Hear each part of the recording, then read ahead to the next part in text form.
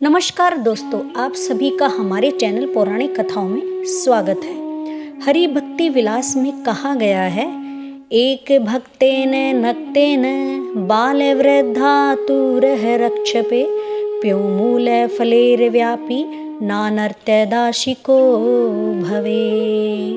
अर्थात यदि कोई बालक, वृद्ध या कोई बीमार व्यक्ति उपवास करने में असमर्थ है तो भी उसे एकादशी के व्रत का त्याग नहीं करना चाहिए।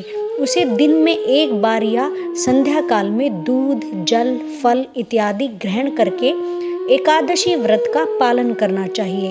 एकादशी व्रत की महिमा इतनी है कि उसकी गणना कर पाना संभव ही नहीं। ये एक ऐसा व्रत है जिसके नियमपूर्वक पालन करने से अन्य सभी व्रतों व उपवासों का फल अपने आप ही मिल जाता है।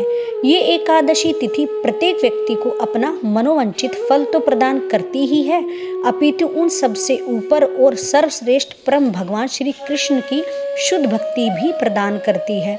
हमारे प्रत्येक शास्त्रों में एकादशी व्रत के समान ना तो कोई अन्य व्रत की तुलना की गई है और ना ही महात्म्य में बताया गया है। एकादशी व्रत तपस्या के लिए बना है, अपनी चेतना को कृष्ण में बनाने के लिए बना है, स्वयं की सही पहचान ढूंढने को बना है, जीवन के परम उद्देश्य को प्राप्त करने हेतु जागृत होने के लिए बना है। ऐसी ही परम पावनी एकादशी जो कि बस कुछ ही दिनों में आने वाली है, माघ मास के कृष्ण पक्ष में आने वाली इस एकादशी का नाम है सठ तिला एकादशी। पर इस बार ये एकादशी आ रही है 6 फरवरी 2024 मंगलवार के दिन।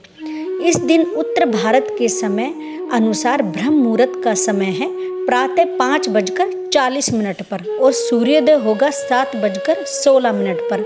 सठ तिला एकादशी प्रारंभ हो रही है एक दिन पहले, यानी 5 फरवरी शाम 5:24 से पूरी होगी और 6 फरवरी शाम 4:07 पर अगले दिन द्वादशी पर यानी 7 फरवरी 2024 बुधवार को समाप्त होगी।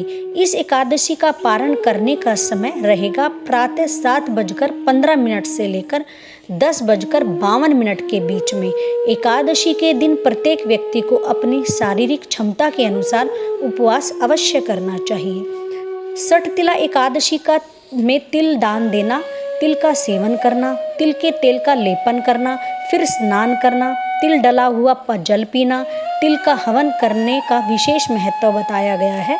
इस एकादशी के विषय में कहा गया है कि जो भी व्यक्ति सठ तिला एकादशी के दिन तिल का दान करता है वो हजारों वर्षों तक स्वर्ग में वास करता है।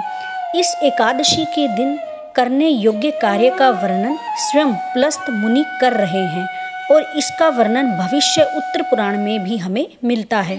ऋषि पुलस्त कहते हैं कि सठ तिला एकादशी दिन माघ मास के पवित्र समय में मनुष्य को स्नान करके इंद्रियों को संयम में रखकर काम, क्रोध, अहंकार, लोभ, निंदा का त्याग करना चाहिए। परम पुरुषोत्तम भगवान स्मरण करते हुए भूमि को स्पर्श करने से पूर्व गिरा हुआ गोबर एकत्रित करके उसमें तिल और कपास मिलाकर 108 पिंड बनाने चाहिए। माघ मास में अद्र मूल नक्षत्र आते ही कृष्ण पक्ष की इस एकादशी का व्रत धारण करें। अपराध क्षमा के लिए श्री कृष्ण का नाम जप करें और रात्रि में होम जागरण करें। चंदन, कपूर और पवित्र द्वारा पद्मनाभ श्री हरि की पूजा करें। फिर भगवान के पवित्र नामों का उच्चारण करते हुए पवित्र अग्नि में उन तिल मिश्रित 108 पिंडों को भगवान को अर्पित करें। उसके साथ सीताफल, नारियल और अमरूद भी अर्पित करें। अगर यह वस्तु उपलब्ध ना हो तो उसके विकल्प में सुपारी भी अर्पित कर सकते हैं। इस सठ तिला एकादशी का महत्व बताते हुए पुलस्त ऋषि ने कहा है कि जो भी मनुष्य इस अद्भुत सठ तिला एकादशी का नियम और श्रद्धा पूर्वक पालन करता है वह सभी प्रकार के पाप, दरिद्रता, शारीरिक, मानसिक, भौतिक, सामाजिक दुर्भाग्य और अपशकुन से मुक्त हो जाता है। इस व्रत के पालन से हुए दान, यज्ञ और तिल के सेवन के परिणाम स्वरूप व्यक्ति पूर्व जन्मों के सभी पापों से मुक्त होकर आध्यात्मिक जगत में लौट जाता है।